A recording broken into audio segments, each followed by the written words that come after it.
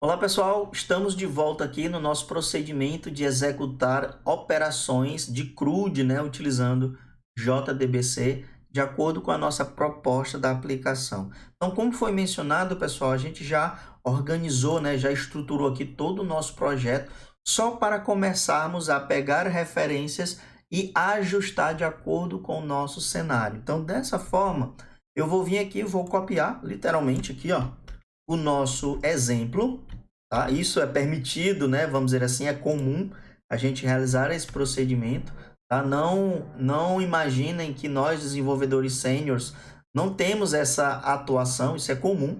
Claro que sempre mediante a pontuações, ponderações, mas esse é o procedimento, tá? Dessa forma, eu vou dizer o seguinte, eu tenho uma instrução de insert. O que isso quer dizer?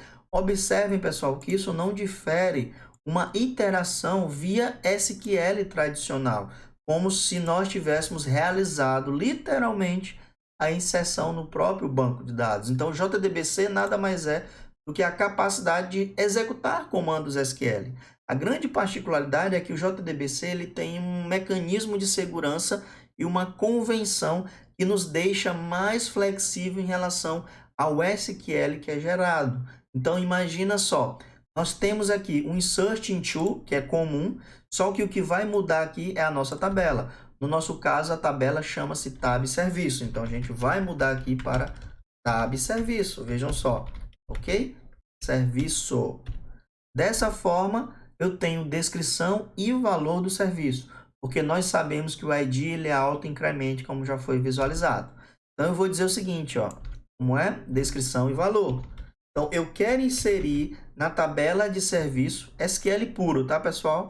Os campos, descrição e valor com os respectivos valores. E aí, esses valores estão definidos como pontos de interrogação.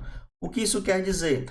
Quando a gente usa JDBC, por convenção, a gente não monta o SQL para ser executado literalmente.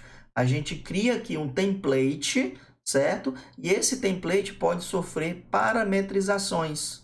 E essas parametrizações, ela é através dessa classe Preparate Statement.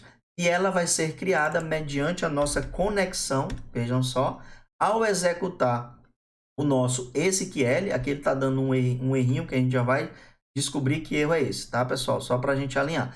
E aí ele vai dizer o seguinte, eu quero que essa conexão gere um arquivo Preparate Statement com esse SQL template e a gente vai determinar que as posições, vamos dizer assim, são respectivos tipos com seus índices. Então, o primeiro índice da descrição é do tipo string. Já o segundo é do tipo double, mas mesmo assim a gente está recebendo uns erros. Vamos ver aqui, tá? Já vamos tratar esse errinho, ok? Então, vamos lá. Nesse primeiro momento, a gente pode determinar dois aspectos, né? O que ele está sugerindo é, cara, isso aqui pode dar algum tipo de exceção. O que é uma exceção, pessoal? Um comportamento inesperado da nossa aplicação. Você quer tratar a possível exceção, ter essa responsabilidade, ou você quer delegar para quem está usando esse método, tá? No nosso caso, a gente vai dizer o seguinte, cara, como é um exemplo, deixa que eu trato aqui, eu exibo uma mensagem, é só no nosso console, para nível de consulta, tá? Então, nesse caso, eu venho e digo da seguinte maneira, eu vou dar um try, tenta fazer tudo bonitinho, se não, dá um catch, a exceção que você lançar, ó, eu tô dando aqui exception, abreviando, eu quero só imprimir o erro, print straight trace, ok? Então, dessa forma, o erro aqui já parou, ó. Vejam só. E aqui agora só continua o erro, por quê? Porque ele está esperando um tipo double e a gente está colocando um tipo string, tá? Então, eu vou colocar aqui 123.0, né? Então, o nosso erro foi sanado. Nós não temos mais nenhum erro aqui na nossa iteração. Vamos colocar aqui uma mensagem só para garantir que um novo serviço foi salvo com sucesso. Ok? Um novo serviço foi salvo com sucesso. Mas o ponto relevante aqui agora, pessoal, é a gente não vai salvar bill todas as vezes que chamar esse método salvar e muito menos o valor 123.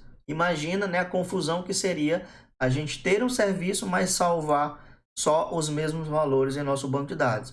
E como é que eu vou obter essas informações? Obviamente através do nosso objeto. Então, o nosso objeto serviço, vejam só, ele tem o nosso get descrição. O que é um get, pessoal? Imagina que eu defini um serviço com uma determinada descrição, esse meu get vai dizer, a descrição que foi atribuída àquele serviço é X. E a mesma coisa a gente vai utilizar para o valor. Então, eu vou colocar aqui, ó, serviço.get valor. Então, vamos imaginar a partir de agora que toda vez que eu for chamar o método salvar, passando um serviço, ele vai executar esse comando aqui, SQL, e vai atribuir os parâmetros de acordo com seus índices e principalmente os tipos, tá, pessoal? Então, aparentemente, o nosso serviço repository, ele tá ok, tá? Vamos ver agora aqui na nossa classe principal, que é a classe que de fato vai executar o nosso projeto. Então, vamos fazer a seguinte situação. Esse método main não existe mais. Por padrão, só uma classe deve obter o método main do projeto. Então, eu vou criar aqui a nossa tá pronto application, que é a classe inicializadora, né? Vamos dizer assim, tá pronto application. Vamos ver. Dessa forma, a nossa tá pronto application, ela sim vai ter um método main. Observe que eu digitei main e dei um enter, o IntelliJ já complementou para mim. Dessa forma, eu vou fazer aquele mesmo procedimento que nós tínhamos anteriormente. Vejam só, o nosso serviço está aqui, ó. Vou copiar para vocês verem como nem tudo, né, deixa de ser reutilizável só porque a gente está mudando de projeto. Não, pessoal. A gente vai fazendo os ajustes, mas alguns detalhes a gente pode reaproveitar. Observe que eu não tenho mais o acesso ao ID, descrição e valor. Por quê? Porque agora esses atributos estão privados nessa nossa classe. E como é que a gente atribui? Eu vou dizer que a descrição é através do método setDescrição. Então, eu venho e digo setDescrição é lavagem de carro completa. Mas eu acredito que a gente já tem a lavagem de auto completa, né? Vamos mudar aqui, lavagem de carpete. Vamos só fazer um teste. Carpete, ok? A mesma coisa o valor. Vamos colocar aqui 28,5, que é equivalente a 28,50, né? Dessa forma, agora o nosso serviço foi criado e agora a gente precisa passar esse serviço para quem tem comunicação com o nosso banco de dados. Vejam só, né, pessoal, a importância da gente separar essas responsabilidades. Assim, teu código ele vai sendo direcionado e tendo finalidades específicas em cada classe existente no teu projeto. Então, eu venho e digo, olha, serviço repository, pega o serviço, né? Primeiro, vamos criar o nosso serviço repository aqui, ó. Certo? Serviço repository, pega esse nosso serviço e vai salvar ele para nós. Então, vem aqui, vou chamar de lavagem alta. Então, esse nome aqui não está mais intuitivo, né? Eu vou chamar aqui lavagem carpete. Vou só chamar de serviço. Nome genérico para a classe, né, pessoal? Serviço, serviço, serviço, serviço. Vamos agora utilizar um mecanismo importante aqui na nossa IDE, né? Nesse momento é importante a gente acompanhar a linha a linha. Neste caso, eu venho e clico, seguro o Ctrl e clico no método que eu quero navegar. Cliquei, eu cheguei no nosso método salvar como uma forma de atalho, né, aqui no nosso projeto. Dessa forma, eu vou colocar o pontinho aqui, que a gente chama de breakpoint, ou ponto de parada, e eu quero acompanhar toda a execução aqui do nosso projeto. Para que isso aconteça, ao executar a minha classe principal, eu tenho que selecionar a opção Debug, com esse exemplo aqui da baratinha, tá? Então, vamos executar. Nesse momento, a nossa aplicação está sendo inicializada. Vejam só, está aqui carregando. Agora, nosso breakpoint disse o seguinte: ei, Gleison, estou aguardando aqui a nossa próxima iteração. Aí eu vou avaliar. Beleza, eu estou apertando o F8 para ele permitir passar para a próxima linha. Tá? Aqui não tem tanta complexidade, mas é um exercício que vocês vão fazer bastante a partir de agora o modo de debug. Então, eu vou aqui, vou aguardando ver se as nossas operações foram concluídas com sucesso. Esse é o momento onde tudo vai acontecer.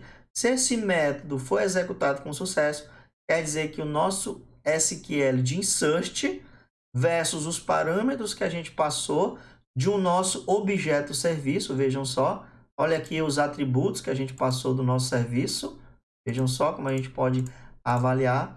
Se tudo tiver ok, a ideia é que uma nova linha seja inserida.